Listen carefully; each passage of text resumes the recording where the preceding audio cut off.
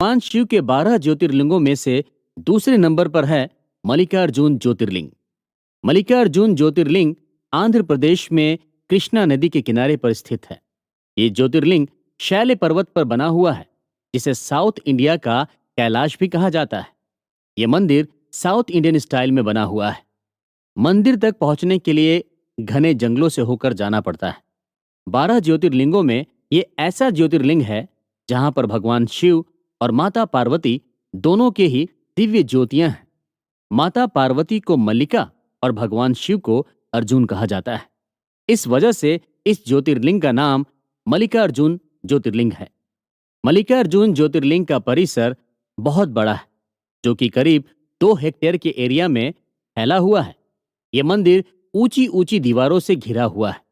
मंदिर के गर्भगृह में भगवान शिव के 8 उंगली के बराबर शिवलिंग के दर्शन होते हैं।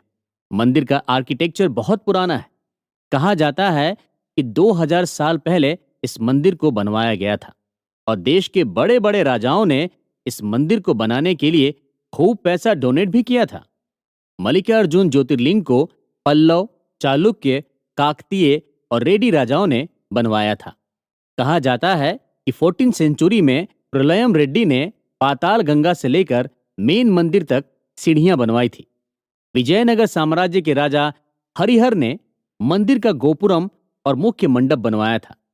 15 सेंचुरी में राजा कृष्णदेव राय ने मंदिर में मौजूद राजगोपुरम और सुंदर मंडप का कंस्ट्रक्शन करवाया था। कहा जाता है कि 1667 में छत्रपति शिवाजी महाराज ने मंदिर में गोपुरम बनवाया था, जिसे शिवाजी गोपुरम भी कहा जाता है।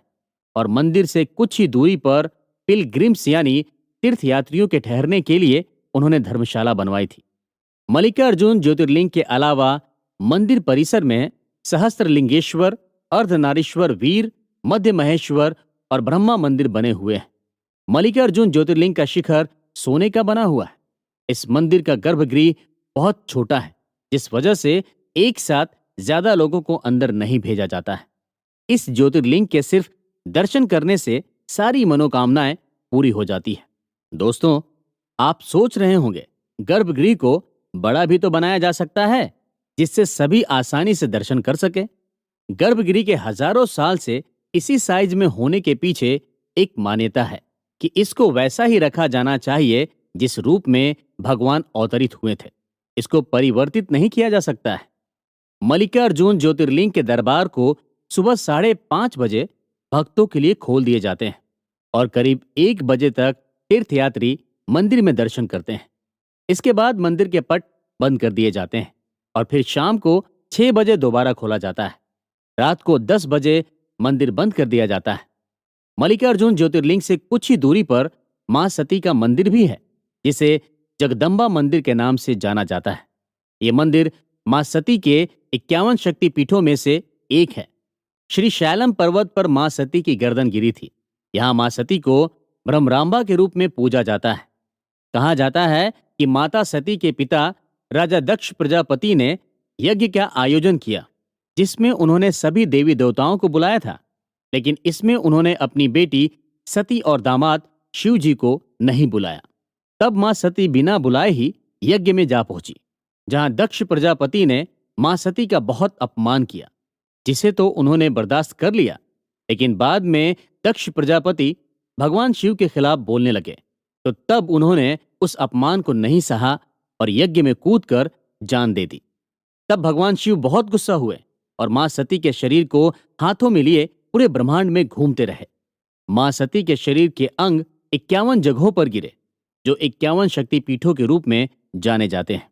दोस्तों, मल्लिकार्जुन ज्योतिर्लिंग के एग्जिस्टेंस में आने की स्टोरी भी बहुत ही इंटरेस्टिंग है। पौराणिक कथा के अनुसार एक बार कैलाश पर्वत पर भगवान शिव माता पार्वती के साथ बैठे हुए थे। उसी वक्त उनके दोनों बेटे कार्तिकेय जी और गणेश जी लड़ते लड़ते दोनों के पास जा पहुंचे। गणेश और कार्तिक में लड़ाई इस बात की थी कि दोनों में कौन बड़ा है, क्योंकि जो बड़ा है उसकी शादी पहले होगी। कार्तिकेय का कहना था कि वो बड़े हैं, तो वहीं दूसरी तरफ गणेश भगवान अपनी जिद पर अड़े थे। तब महादेव ने अपने दोनों बेटों से कहा कि जो भी इस संसार की परिक्रमा करके सबसे पहले वापस लौटेगा वही बड़ा होगा। ये बात सुनकर कार्तिकेय तुरंत अपनी सवारी मोर पर जा बैठे और संसार का चक्कर लगाने के लिए निकल पड़े। दूसरी तरफ भगवान गणेश थे।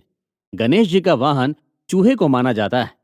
चूहे पर बैठकर इस पूरी दुनिया का चक्कर लगाना बहुत मुश्किल था। लेकिन भगवान गणेश को बुद्धि का देवता यूं ही नहीं कहा जाता है। उन्होंने एक तरकीब निकाली। श्री गणेश इस संसार का चक्कर लगाने की जगह अपनी माता पार्वती और पिता भगवान शिव के पास जा पहुंचे और उन दोनों की परिक्रमा करने लगे। गणेश जी ने करीब 7 बार अपने माता पिता की परिक्रमा की। गणेश जी की बुद्धिमानी और समझदारी से भगवान शिव और मां पार्वती भी बहुत खुश हुए। जब तक भगवान कार्तिकेय संसार का चक्कर लगाकर लौटते, तब तक गणेश जी की शादी विश्वरूप प्रजापति की दोनों बेटियों रिद्धि और सिद्धि के साथ करा दी गई। जब कार्तिकेय परिक्रमा करके लौटे तो ये सब कुछ देखकर उन्हें बहुत ज्यादा गुस्सा आया और गुस्से में वो क्रौंच पर्वत की तरफ चले गए। कार्तिकेय को मनाने के लिए पहले नारद मुनि वहां पहुंचे, लेकिन कार्तिकेय इतने ज्यादा नाराज थे कि वो बिल्कुल नहीं माने। तब माता पार्वती उन्हें मनाने के लिए पहुंची। जी, अपने पुत्र को देखने के लिए भगवान शिव भी वहां पहुंचे और ज्योतिर्लिंग के रूप में प्रकट हो गए। ऐसा माना जाता है तभी से वहां पर मल्लिकार्जुन ज्योतिर्लिंग की स्थापना हुई। कहा जाता है कि शैल पर्वत पर बने मल्लिकार्जुन ज्योतिर्लिंग के दर्शन करने से और यहां पर भगवान का अभिषेक करने से अश्वमेघ यज्ञ करने जितना पुण्य मिलता है। मल्लिकार्जुन मंदिर में दर्शन करने के लिए कोई खास ड्रेस कोड नहीं है, लेकिन अगर आप मंदिर में भगवान शिव का रुद्राभिषेक या किसी तरह की पूजा पाठ कर रहे हो तो पुरुषों को धोती पहनना बहुत जरूरी होता है और वहीं औरतों के लिए साड़ी पहनना जरूरी होता है।